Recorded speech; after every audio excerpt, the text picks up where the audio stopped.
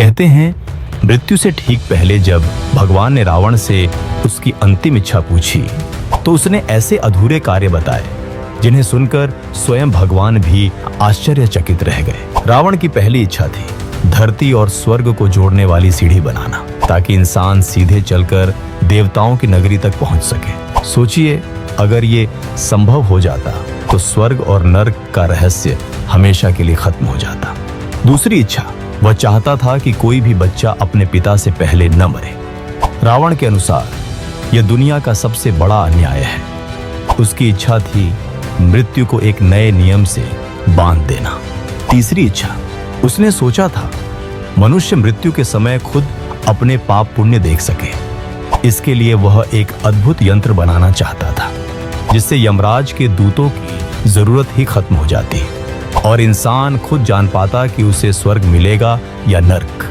चौथी इच्छा, रावण की नजर सिर्फ मानव जीवन पर ही नहीं बल्कि प्रकृति पर भी। वह चाहता था कि समुद्र का पानी मीठा हो जाए ताकि प्यास से कोई न मरे। सोचिए, आज अगर समुद्र मीठे होते तो पूरी दुनिया कैसी होती। पांचवी इच्छा, उसकी एक और इच्छा थी चांद को उसके काले धब्बों से मुक्त करना। वह चाहता था कि चंद्रमा श्वेत और निर्मल हो जाए, एक ऐसा प्रकाश जो अंधकार को पूरी तरह मिटा दे। छठी इच्छा, सोने से भरी लंका में रहते हुए भी रावण चाहता था कि सोने में सुगंध हो ताकि उसका राज्य केवल वैभव से नहीं बल्कि सुगंध से भी महके। सातवीं इच्छा, उसने सोचा था बलि राजा को मुक्त करने का, वही बलि जिसे वामन अवतार ने पाताल में भेज दिया था। रावण मानता था कि ऐसा राजा जिसकी दानशीलता बेमिसाल थी उसे कैद में रहना ही नहीं चाहिए।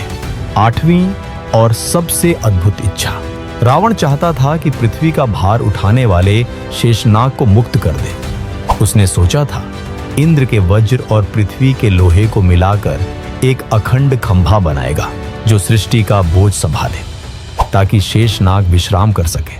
अब सवाल यह है, अगर रावण सच में ये काम पूरे कर देता तो क्या हम आज की दुनिया को पहचान भी पाते?